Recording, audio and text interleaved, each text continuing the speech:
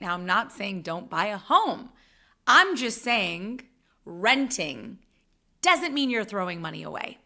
Just because you're not building equity doesn't mean you won't come out ahead.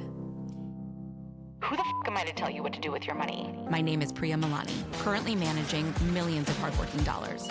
Enough foreplay. Let's talk Money. Welcome to the F word. Smart money. No bull. Welcome to the F word. You've heard the line, renting is throwing money away. But is it really? Today I'm unpacking the emotional pressure to buy a home. I'm talking about when renting actually makes more financial sense. And how to know when you're ready to buy a home. And spoiler alert, just because your mom says it's time, doesn't mean it is. Let's get into it. People are convinced that renting is throwing money away. It's not, and I can prove it to you. The problem starts with thinking about buying a home as an investment. So what's wrong with that? Well, the problem is that an investment, definitionally, is something that grows with time and then you have access to. The problem with a home, you don't have access to that money unless you sell your home. That's part one. Part two is people completely under-index the amount of money that they've put into their home, thereby making it seem like the amount of money that they've made is so much greater than what they've actually made. People think of it very simply. This is what I put in for the down payment. This is what I could sell the house for if I sold it in the market today. B minus A, wow, tons of investment growth. The problem is you haven't calculated property taxes, maintenance, the closing costs, renovations, and then when you sell it, you have to pay the broker. 6% is renting throwing money away. Mathematically, the answer is no, because it's all about what you're buying. When you're renting, what are you buying with your rent?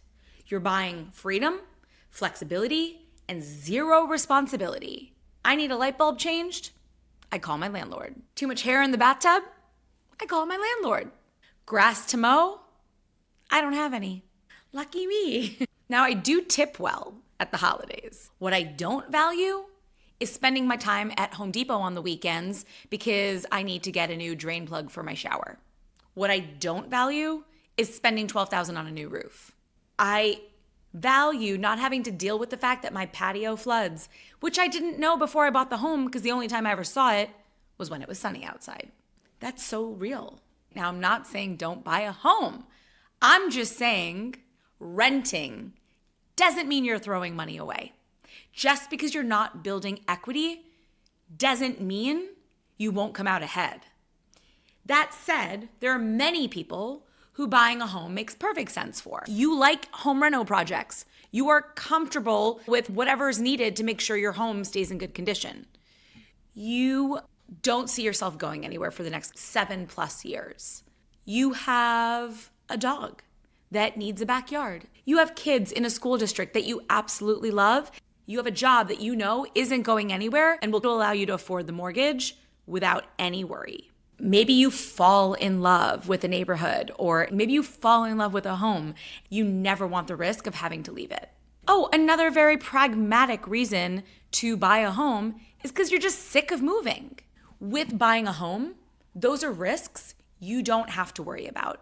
So if you're like, I definitely cannot deal with the fact that my rent may go up. The crazy thing is, when you buy a home, you may end up with monthly housing costs that are more expensive than renting. Similar to leasing versus buying a car. A lot of times with leasing, you can get into something way nicer for way less money. Like, I could never buy this and afford the monthly mortgage. Same thing with leasing a car. You can often lease a car that is way nicer than the car you could actually buy. The stereotype around leasing or renting is that you don't make enough money to buy your car or your home. But that's not true. It all boils down to what you value. I have enough money to buy a home, but that's not where I want to put my money. I think so many people want to buy a home because they've been told that it's a smart investment. Let's talk about it. There was a study done that showed that over the last 126 years, home prices across America have appreciated 0.37% after inflation. Basically saying that home prices have barely kept pace with inflation, eked out a little bit ahead. That right there debunks the fact that your home is going to be your best investment. Mathematically, that is not true. Now, there are cases in bubble markets where home prices do appreciate at a rapid pace, but that doesn't necessarily mean it's guaranteed. You never want to think about your primary home as an investment. Because as I said earlier, in order for you to reap the rewards of that investment, you have to sell it. And usually, when the time comes for you to need that money to live off of it, you don't want to sell your home. That's where the grandkids like coming. That's where the family gathers at the holidays. You know it. It feels familiar. You're not going to sell it. And if you sell it in order to access your money, now you have to downsize. I don't know about you, but I hope to upgrade my lifestyle continually, including in retirement. For those of you who are thinking, yeah, but I don't want to pay somebody else's mortgage, I got to tell you this. It's not about paying somebody else's mortgage. It's about what you're getting in return. And if the value's there, it doesn't really matter as much. Because whether you're paying rent or mortgage, it's about what you're getting in return and whether or not you value that. I value freedom and flexibility and no responsibility. So for me, it makes way more sense to rent and use the excess that would go to a mortgage, because a mortgage for this place would definitely be more than I'm currently paying in rent. And the difference, I choose to invest. I also choose to go on vacation with it. I also choose to use it for my lifestyle.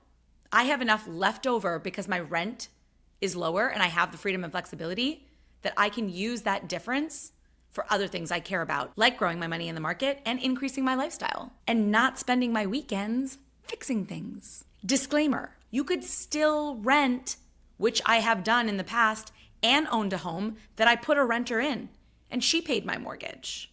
A home as an investment property is different than a home that you're using as your primary residence.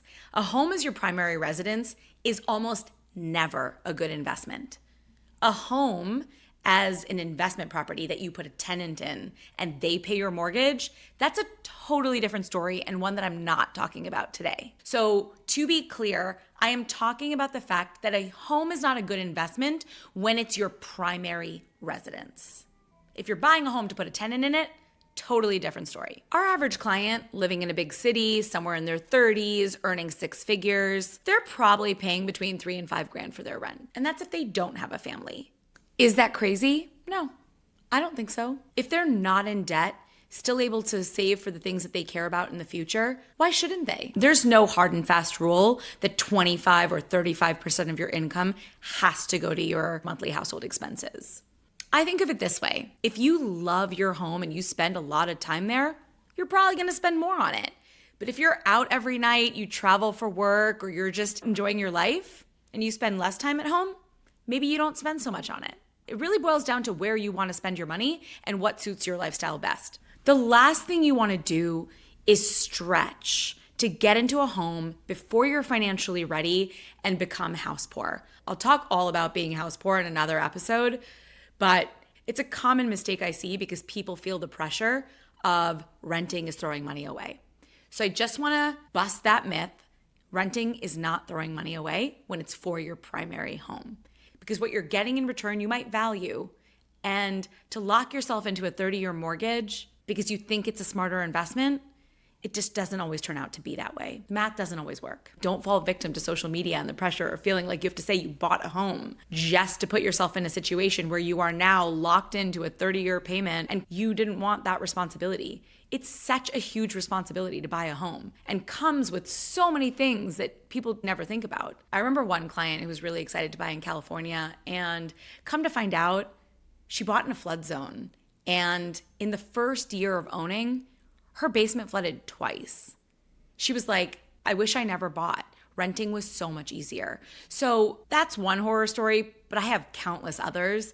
Just think about your lifestyle and what you really care about. If you value flexibility and low responsibility like I do, then maybe buying a home is something you can push off, especially now that you know that a home is not necessarily the cornerstone of your investment portfolio the way you've been told it is. Look, it's no secret that I'm a lifelong renter and I have opinions, but my opinions are not about my personal preference. It's more about busting this myth that renting is throwing money away. I see way too many high earners fall victim to stretching their budget way beyond what they can afford because they feel like they're wrong to rent. And that is absolutely not the case. So while I might be a lifelong renter, I'm all about supporting you getting into a home as long as it's for the right reasons. A friend of mine lives in Brooklyn and her dad thinks it's absolutely crazy that she drops $7,000 a month on rent. But she doesn't want to spend her weekends at Lowe's and Home Depot, and she doesn't want to have to worry about fixing up her place and the upkeep. So for her, it makes perfect sense to spend $7,000 a month on rent. What I respect is the fact that she tells her dad to keep his opinion to himself. You know what's best for you. Don't fall victim to pressure from your parents or from your friends or from social media. I hope I've busted this myth once and for all. Renting is not throwing money away. It's what you get in return. If this episode gave you permission to delay homeownership or made you realize that you're more ready than you thought, share it with someone who's house hunting on Zillow just for fun. And please hit follow so you don't miss what's coming next. All right, see you next time.